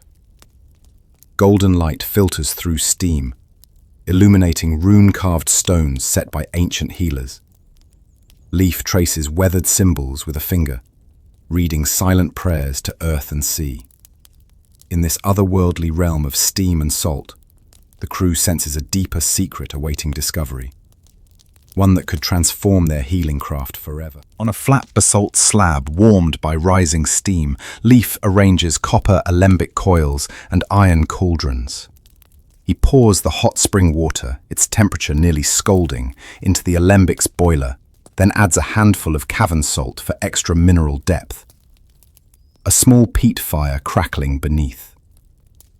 As steam rises through the copper coil, Leif adjusts the angle so distilled geothermal vapor condenses into flasks. The liquid glows faintly opalescent, imbued with sulphur's gentle heat and salt's crystalline essence. Solveig measures each drop's salinity with a wooden dipper, nodding at its robustness. This geothermal distillate will draw fever to the surface while imparting soothing warmth, she agrees. Olaf stirs a pot of smoked kelp gathered from a nearby tide pool and slowly incorporates ground basalt sea salt into a paste. The mixture hisses as it meets the distillate, emitting a briny, smoky aroma. Astrid watches as Leif fills leather flasks with the opalescent elixir, sealing them with wax. Under a sky of soft pink and grey, the crew stands in a semicircle, each inhaling the rising salt-sulphur steam. Even the raven, perched on a nearby rock, caws as if to sample the alchemy. In this melding of fire, earth and sea, the traders glimpse salt's most elemental power, born of the island's fiery heart. Leif leads the crew to a shallow pool where steaming water bubbles through mineral-veined rock. He instructs them to strip to woolen undergarments and wade in. The sulphur salt steam rises in gentle clouds. One by one, they sink to their waists. Solveig closes her eyes as the warm brine envelops her, feeling muscles relax and body heat even out. Leif stands nearby, pouring measured flasks of geothermal distillate into the pool's edge, creating swirling eddies of milky opal color. Astrid lowers herself in, shoulders submerged, and presses salt paste poultices to her temples to draw out lingering fatigue. Olaf sits on a submerged stone bench, applying basalt salt kelp masks to his arms and neck. Above them, steam drifts skyward, merging with wisps of morning fog. The pool's heat soothes fever's remnants, while salt and sulphur cleanse pores and calm spirits. In this primordial bath, a gift of Earth's molten core meeting icy sea, the crew indulges in salt's ancient promise of renewal before the day's work resumes. Back on deck, drying in the cool breeze, Leif gathers sulphur crystals from hot spring vents, small yellow nodules with a crisp, faint sting when wet. He grinds them into powder and blends with cavern salt and melted seal fat to create a potent liniment for aching joints. Solveig chops fresh Icelandic thyme, bruising leaves to release aromatic oils. She folds the herb into the fat, salt, sulphur mixture, stirring until smooth. The liniment's texture is creamy with fine mineral grit. Its scent is pungent earth and herb. Leif demonstrates by rubbing a dab onto his own wrist, flexing to test its warmth and slight tingle. Astrid applies liniment to her calves after the steam bath, and Olaf rubs it into his shoulders. Each singer on his skin warmth deepens and muscles loosen. Even the raven hops nearby, pecking at stray salt grains.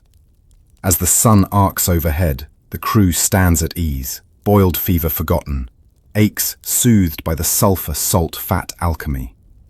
In these simple ointments, the fiery and the briny merge, carrying ancient Icelandic secrets into their hands. As daylight wanes, Leif prepares the final ritual, salt-heated bandages. He soaks thick linen strips in geothermal salt infusion warmed in a bronze cauldron, then layers them upon wool blankets warmed by coals. Solveig lies on a bench, and Leif methodically wraps her in the warm, brine-soaked linens, from feet to shoulders, each layer sealing in heat and salt's drawing power. Astrid and Olaf assist, smoothing folds and tucking edges. The linen's warmth radiates gently, infusing muscles with soothing brine. Once wrapped, Solveig rests beneath a woolen cloak, her face serene as the saline warmth seeps in. The crew stands by, watching the sea beyond the steam, understanding that salt's alchemy extends from crystal to cloth, from spring to skin. Leif steps back, allowing the hot spring's fading light and salt-heated linens to complete the healing cycle. As the longship drifts in quiet harbour fog, the crew knows they carry with them Iceland's secret, that beneath each steaming stone, salt and fire join to soothe body and soul alike. At first light, Saltfinn's crew faces an unexpected coastal raid by rival traders seeking spices. As oars clatter, swords ring on wood. In the fray, young Bjorn topples from the deck's edge, cutting his calf on a barnacle-encrusted shield rim. Blood wells against his pale skin. Astrid's alarmed cry echoes as she fends off a boarding plank with her own salt-worn shield.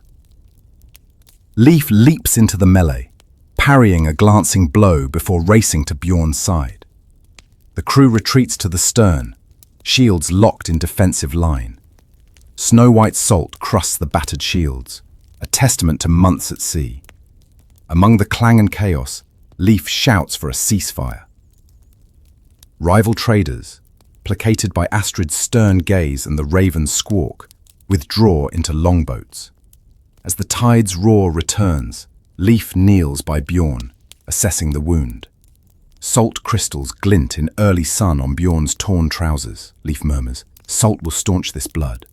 He rips a piece of coarse linen from Bjorn's tunic, pressing it against the gash to stem bleeding. Around them, shields drip salt water from last night's brine ritual, a silent ally in the battle's aftermath. With the threat past, Leif and Solveig convert the aft deck into a field infirmary. A long wooden bench becomes Bjorn's bed, crates form makeshift shelves. Leif sets out bowls of coarse sea salt, fresh spring water, and a mortar of crushed nettle and yarrow. Astrid stands guard at the hatch as Olaf fetches warm barley broth. Leif gently cleans Bjorn's wound with salt water, chanting a quiet invocation to Ran for safe passage of pain. The salt stings, prompting a but stalls bleeding instantly. Solveig applies a paste of salt and yarrow bark, patting it firmly into the gash. She wraps Bjorn's calf in linen strips soaked in saline infusion, binding the dressing with hemp cord. Around them, the crew watches in hushed solidarity. Each carries a leather pouch of salt, reminder of their shared remedy. As Leif tends Bjorn, he instructs Olaf to steep more salt nettle poultices for later. In the echo of battle's clang, salt's calm power re-establishes order and care. At midday, Leif turns to salvaging the battle-scarred shields. He arranges them on deck rails, encrusted with seawater and salt. Using a stiff brush, he scrubs barnacle bits with coarse salt. Its abrasive texture both cleans the wood and seals tiny splinters. Each stroke polishes the oak, revealing runic carvings beneath. Solveig mixes a salinated oil, olive oil infused with salt and crushed rosemary, to nourish the shield's leather bindings. She warms the mixture by a brazier and applies it with a cloth, drawing moisture back into frayed straps and protecting wood from rot. Olaf assists, tightening loose rivets with salted grease to prevent future corrosion. Astrid inspects each shield, holding it over her shoulder to test balance. Salt's gentle preservation leaves surfaces smooth and resistant to seawater. By afternoon's end, the once battered shields gleam faintly, ready to defend again. In this ritual, salt proves its value not only in healing flesh, but in fortifying the very tools of survival. As evening approaches, Leif brews a restorative, salt-steeped broth to replenish the crew's strength after the skirmish. He fills an iron cauldron with barley, dried kelp, salt-spice blend, and chunks of smoked fish from their stores. A peg of cavern salt adds mineral heft. The broth simmers beside a low flame, steam fragrant with brine and smoke. Solveig stirs in foraged sea lavender and a pinch of crushed clove. Olaf ladles steamy portions into wooden bowls, passing them to the crew seated along the gunwale. Each sip brings warmth and sustenance, salt's mineral edges countering fatigue, protein-rich fish fueling tired muscles. Bjorn, calf still bandaged, rests against the rail, spoon in hand, eyes bright with gratitude. Astrid and Olaf eat heartily, salt-baked bread dunked into the broth. Above, seagulls glide across a mauve sky, the ship's gentle sway lulling them. In this shared meal, salt transforms from battlefield ally into communal comfort. Under a pale crescent moon, Leif initiates a Vigil of the Salted Shield. He places each freshly preserved shield in a circle on the deck, rims inward, forming a protective wheel. Inside the circle, he lays out bowls of sea salt and lit candles in hollowed driftwood holders. Astrid, Olaf and Bjorn stand guard at compass points, each beside a shield. Leif stands in the center, holding a rune-inscribed shield shard dipped in salt water, whispers blessings for strength and healing, tracing the shard along each shield's edge. As salt water drips, runes glow under candlelight, sealing warding spells against harm. The crew watches in reverent silence, the naval hush broken only by candle flames and distant waves. In this salt-wreathed circle, shields become more than defense. They embody the crew's resilience and unity. When Leif finishes, each warrior touches their shield and muttering murmurs of vow to protect one another as salt protects against decay. With the vigil complete, the shields stand sentinel under moon and stars. Leif extinguishes the driftwood candles, leaving the deck lit only by salt's silent promise. The vigil's hush lingers as the crew disperses to rest, strengthened in body and spirit by salt's enduring craft. Before sunrise, Saltwind glides into a sheltered estuary, where shallow salt flats gleam like fields of diamonds under early light. Leif orders the ship beached on soft mud, and the crew disembarks to stand barefoot at the flat's edge.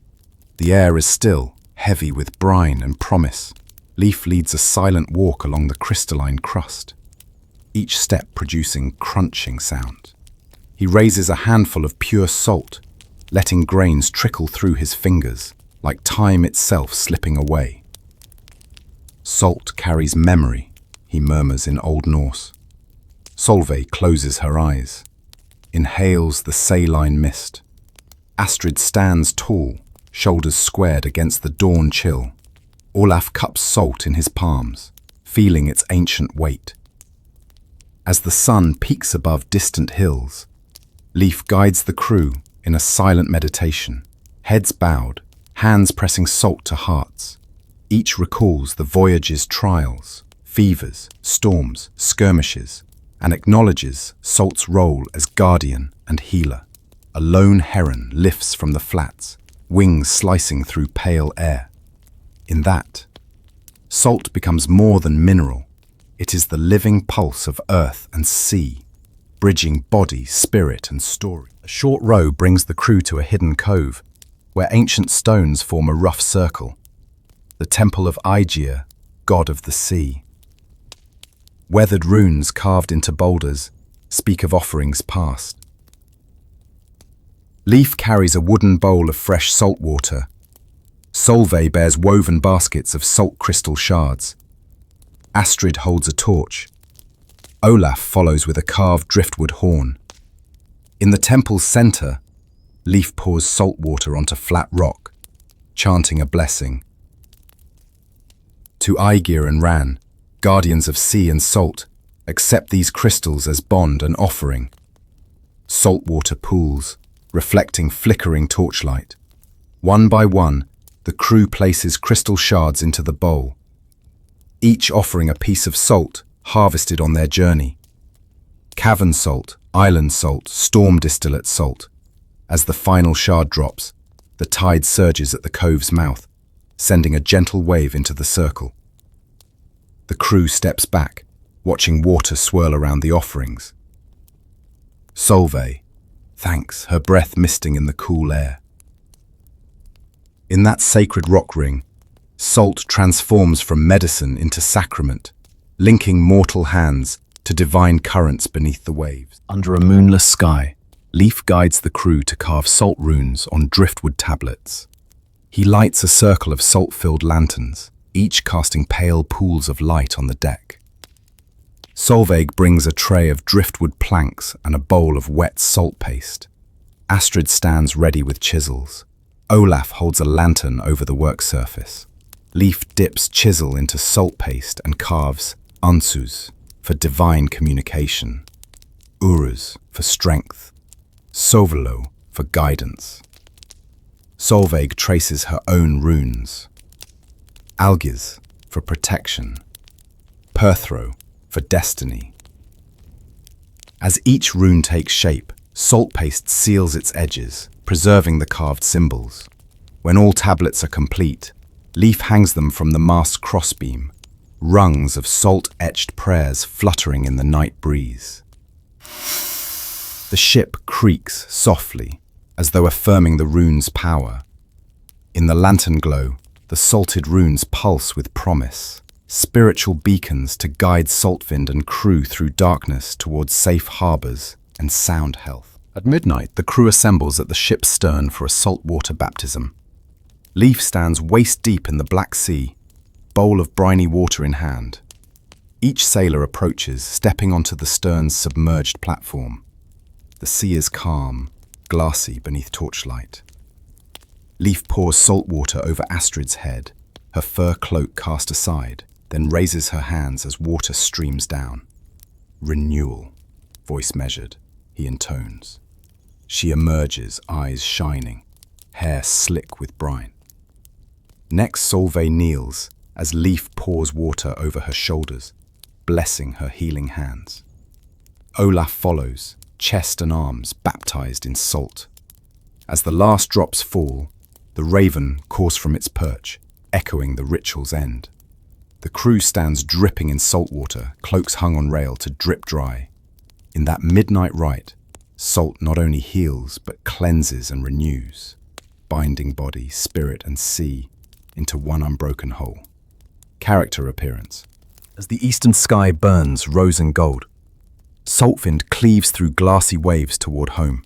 On deck, Leif spreads a long line of salt from prow to stern. The crew forms two ranks along the lines, each foot planted firmly. Leif raises a carved horn filled with saltwater tincture and speaks a final vow. By salt's sacred promise, we honor our bonds, among us and with sea and stone. He sprinkles tincture droplets along the salt line. Astrid and Solveig echo the vow.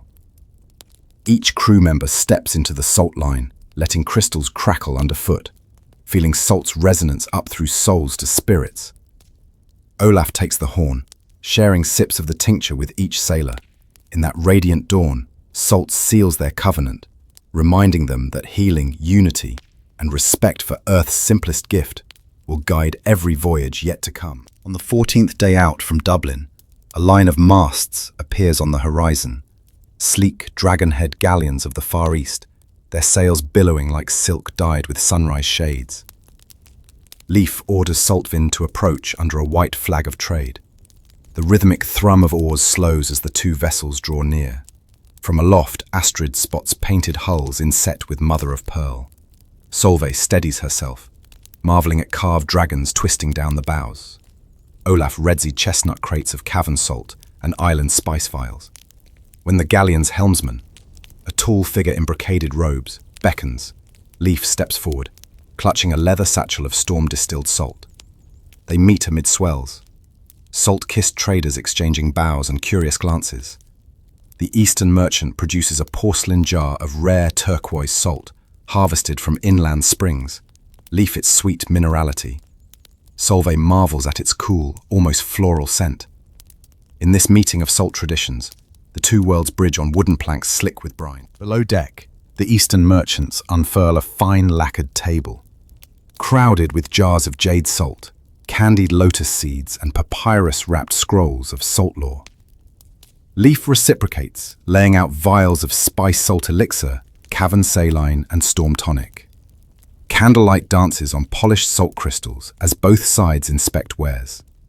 The lead merchant, Master Lou, tastes a drop of cavern saline, nodding in approval as the brine's depth unfolds. He uncorks a jade salt jar, sprinkling crystals onto a porcelain dish. The salt glitters pale green. Solveig samples a flake, her eyes closing at its delicate umami. Leif then offers a vial of island salt spice mead. Lou's lips curve in an appreciative smile. Terms are spoken in broken Norse and whispered Mandarin, Olaf bridging each phrase. The pact is struck. 2 jars of jade salt and scroll copies for 6 vials of storm-distilled saline and 3 jars of salt-spice blend. Astrid tightens pouch straps, and Solveig carefully seals the scrolls in wax. In this chamber of brine and parchment, salt becomes both currency and cultural bridge. On deck, Leif and Solveig combine Eastern and Western salt techniques to create a lotus salt concoction. They spread jade salt, cavern salt, crushed lotus petals, and a pinch of island spice on a carved stone slab warmed by sunlight. Olaf fans a small brazier to heat the slab gently. Leif sprinkles warmed rainwater distilled over salt crystals, while Solveig adds drops of salt mugwort tincture. Together, they knead the mixture into a soft paste, pale green with flecks of pink petals. The aroma is faintly floral, with salt's crystalline whisper and spice's warm undertone. Astrid watches as Leif shapes the paste into small lozenges. He hands one to Solveig for tasting. She lets it dissolve on her tongue, eyes widening as floral sweetness and brine merge. This will calm fevers and soothe restless minds, Leif explains. Each lozenge is nestled in a lotus leaf pouch for transport. Under gilded afternoon light, this hybrid remedy stands as testimony to salt's endless adaptability, melding distant traditions into a single crystal of healing promise. Late afternoon, Leif invites Master Lu to review the rune-etched scrolls of salt healing lore. They unfurl crisp parchment, binding recipes for salinated tonics, steam inhalations, and protective salt runes. Lu compares them to his own scrolls of Eastern saline practices, nodding at shared principles: salt's drawing power, its sacred rites, and its role as purifier. Under a linen awning they sit cross-legged, passing scrolls back and forth. Leif reads a Norse incantation for salt warding, while Lu interprets a Chinese verse praising salt's life-blessing essence. Solveig and Lu's assistant, May, scribble notations, blending alphabets and runes in margins. Astrid and Olaf maintain respectful distance, offering tea steeped with saline spring water. As the sun dips, the newly annotated scrolls are rolled and tied with silk cord. Leif and Lu exchange the scrolls with bowed heads, a compact of shared knowledge. In the hushed glow, salt lore crosses cultural seas, uniting healing traditions in ink and crystal. At sunset, the two vessels part ways on calm waters painted gold and crimson.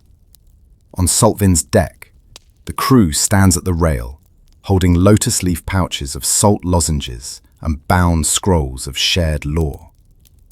Master Liu salutes them from his galleon's deck, porcelain jar of turquoise salt in hand.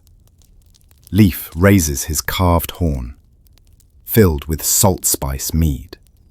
To friendship born of salt, may our paths cross again with crystal and cure. The crew echoes the toast across silent waves.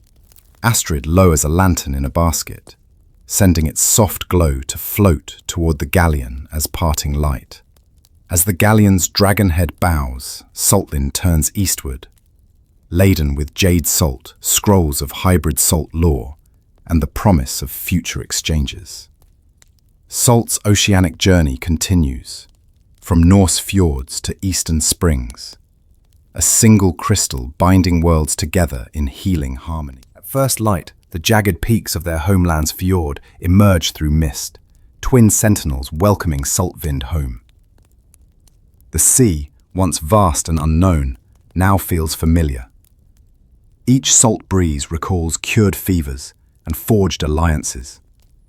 Leif calls the crew to the foredeck, where they stand with oars stowed and sails furled. Astrid spies the pine-clad shore and points toward a scattering of red-roofed farmsteads. Olaf adjusts his cloak, eyes bright with anticipation. Solveig inhales the crisp air, tasting echoes of cavern salts and island springs. Leif grips the carved dragonhead prow, its salt-weathered oak warm beneath his palm. As the longship glides into the fjord's sheltered arms, villagers line low stone piers, curious faces peering through dawn's haze. Their hull creaks softly on calm waters, and salt crystals drip from deck rails onto dark timber. In that hushed moment, home and journey merge. The simplest sea-born crystals have carried them through trials, and now guide their return. Leif guides Saltvin to a moss-covered wooden dock, where kin and neighbours await. Children clutch horns of dried fish, elders lean on oar-like staves. Leif lifts a shallow bowl of pure fjord salt, gleaming pale in the morning sun, and calls each crew member forward. He sprinkles salt upon their brows. Astrid receives the first granules, which sparkle against her skin. Solveig next, eyes closed in acceptance. Olaf and Bjorn, in turn, each smile brightening as Salt's promise seals their safe return. Villagers murmur blessings in old dialect as they receive the bowl, dipping fingers to bestow salt upon their own children's heads. Through this communal rite, the sea's gift of salt becomes a bridge between those who departed and those who remained. Each grain is a memory of fevers soothed, storms weathered, and distant friendships forged. As the final pinch falls, a wave of shared relief washes over dock and deck alike. Later that day, life hosts a gathering in the Long Hall's great hearth room. A massive stone hearth crackles with driftwood logs, and the air hums with the scent of salt-baked bread and simmering stew. Benches circle low tables, laden with bowls of salt herb porridge, saline tinctures, and trays of cured fish. Solveig distributes linen poultices made from fjord-harvested salt, nettle, and thyme. She instructs villagers nursing aches and lingering chills to press them to temples and crevices of sore joints. Astrid coaches a small group in crafting protective salt runes on scraps of birch bark, each rune sealed in salt paste. Olaf and Bjorn serve cups of spiced salt mead and warm salted barley broth. Life moves among guests, offering remedies to old friends. A shepherd with a cough, a fisherwoman with tired limbs, a child with flushed cheeks from summer fevers. Each receives salt's calming virtue, shared by those who have travelled the world's edge. In the golden hearthlight, salt's simplest alchemy transforms the hall into a sanctuary of healing and reunion. As dusk deepens, Leaf invites the community to reaffirm their bonds in a salt-sealed vow ceremony. All gather around a low stone table dusted with coarse salt crystals.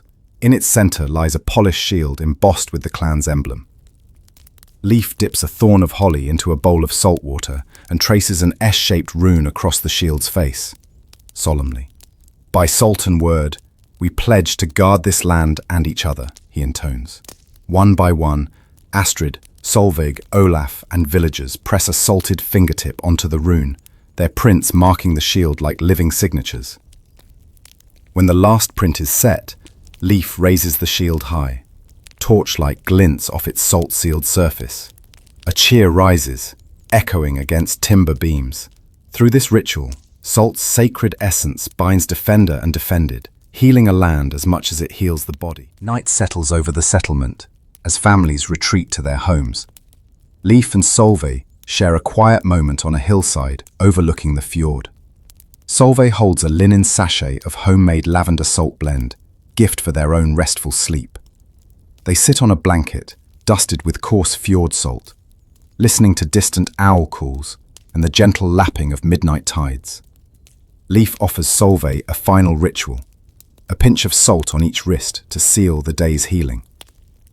As she closes her eyes, the salt's faint floral and brine scent drifts between them. Above, stars rise clear in the cold, salt-crisp air.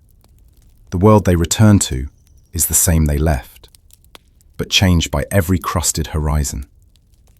In this hush of homecoming, salt's enduring legacy whispers through heartbeats, a promise of healing, unity, and serendipitous journeys beyond the known sea. At first light, Saltwind returns to its origin port, a stone quay ringed by salt-stained warehouses and the smell of cured fish.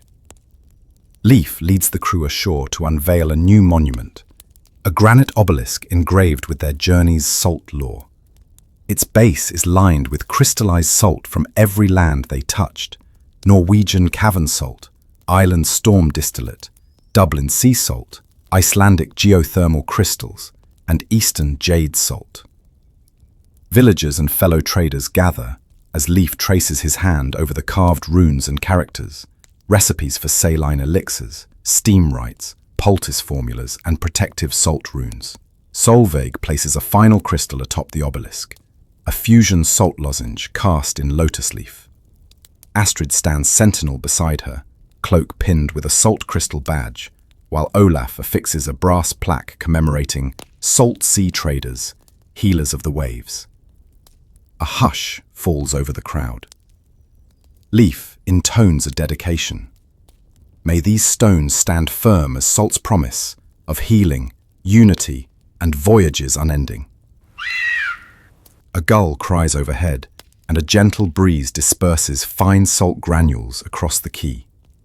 In that moment, salt's legacy is etched not only in stone, but in every heart present.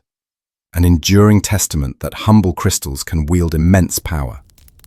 As mid-morning sun warms the quay, a festival unfolds to celebrate salt's healing journey. Banners of white and deep blue flutter in the sea breeze, each embroidered with salt crystal motifs. Tables groan under bowls of salt spice mead, lavender salt lozenges, and lotus salt confections. Musicians strike lutes and hand drums, weaving maritime melodies. Leaf and Solveig lead a procession through the market district, handing out sachets of heirloom salt blends to children and elders alike. Astrid demonstrates salt shield polishing at a wooden stall, inviting townsfolk to scrub their family shields with coarse salt and oil. Olaf oversees a steam inhalation tent, where villagers breathe in gentle puffs of salt-sulfur steam drawn from a miniature brazier. Laughter and salt-tinged chatter fill narrow streets. A group of apprentices sketches rune salt mandalas in chalk on flagstones, while elders share tales of Brynhild the salt seer. At the festival's heart, Leif raises a horn of salt spice mead. To Salt, the keeper of health and memory. The crowd echoes the toast with hearty voices, salt mead dribbling down chins. In this jubilant tide of celebration, salt's humble crystals unite past and present in a tapestry of communal joy. In the afternoon light, Leif inaugurates the Salt School of the Waves within the old boathouse. Long benches face a salt white chalkboard, inscribed with diagrams of alembics, poultice layering, and rune grids.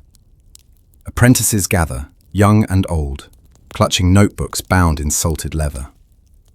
Leif demonstrates the art of cavern salt distillation, igniting a small copper alembic and guiding clear brine vapor into flasks. Solveig leads a lesson on steam inhalation. She places a kettle of salt herb infusion atop a brazier, inviting pupils to lean in and feel the warm mist.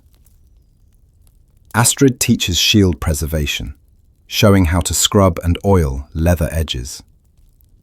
Olaf distributes lotus salt lozenges for tasting and handouts of hybrid salt lore scrolls. Each apprentice practices under watchful eyes, wetting brushes in salt water and carving runes into driftwood. The boathouse echoes with quiet hums of concentration and the soft clink of salt jars. As the day's lessons conclude, Leif addresses the students. Carry salt's story onward. Let these crystals shape your hands and hearts. The apprentices bow deeply, salt-inked fingers tracing runic patterns in gratitude. At dusk, the quay's open square transforms for the salt fire ceremony. A large stone fire pit is lined with salt-crusted rocks. Leif and Solveig stand at opposite ends, each holding a bundle of driftwood salted overnight. As the sky deepens to indigo, Leif ignites the driftwood, sending crackling flames skyward. Solveig casts pinch after pinch of fragrant salt spice blend into the fire, each grain erupting in bright sparks and aromatic plumes. The crowd circles, faces lit by flickering light and enveloped in brine-tinged warmth. Leif recites an invocation honoring salt's dual nature, preserving life and warding off harm, while Solveig's salt spice embers whirl into the night air. Astrid and Olaf lead a dance of swirling veils embroidered with salt crystals, their movements stirring sparks into drifting constellations above the pit. In the ceremony's hush, the fire's glow seems to bend time. Past voyages flicker in every spark, and future journeys glimmer in the ash. When embers finally cool, villagers collect handfuls of saltfire ashes, heirloom tokens charged with salt's fiery spirit.